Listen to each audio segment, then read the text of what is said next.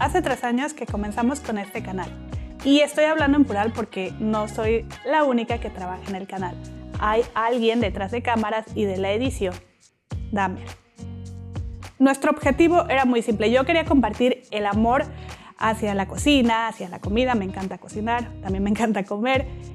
Y Damer, su amor hacia grabar y editar los videos.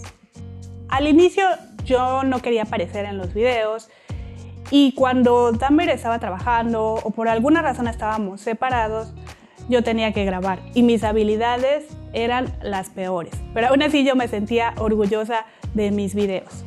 Barton, ya moviste mi cámara. Muévete para allá. Y no tenía tantas vistas, pero ya algunos de ustedes estaban ahí. Hace 2 años comenzaron a aparecer mis manos e introducimos audio a los videos. Para ello compramos un micrófono baratito e hicimos nuestro propio amplificador que pusimos dentro de una caja. De hecho, aún tenemos que mejorar el audio, pero seguimos trabajando en ello. Hace 1 año decidimos hacer un cambio mayor en el canal y entonces comencé a aparecer. Mis habilidades enfrente de la cámara no son las mejores, no eran las mejores. De hecho, comencé, no sabía ni qué es lo que voy a decir, ni cómo lo voy a decir, pero poco a poco estoy comenzando a sentirme más cómoda con esto. Para comenzar con estas grabaciones, pues decidimos que nuestra cocina sería el set. Eso nos atrasaba mucho, pues ya saben, tenemos que desayunar, comer, cenar y aparte grabar el video, que grabar un video te lleva, pues nos lleva normalmente un día, entonces sí era mucho trabajo. Así que decidimos crear nuestro propio set en casa. Para ello pintamos la pared, tomamos nuestra mesa donde comemos, pusimos encima nuestro tablero de madera y en cuanto a las luces y las cámaras, Damer y yo teníamos un hobby en común que es tomar fotos.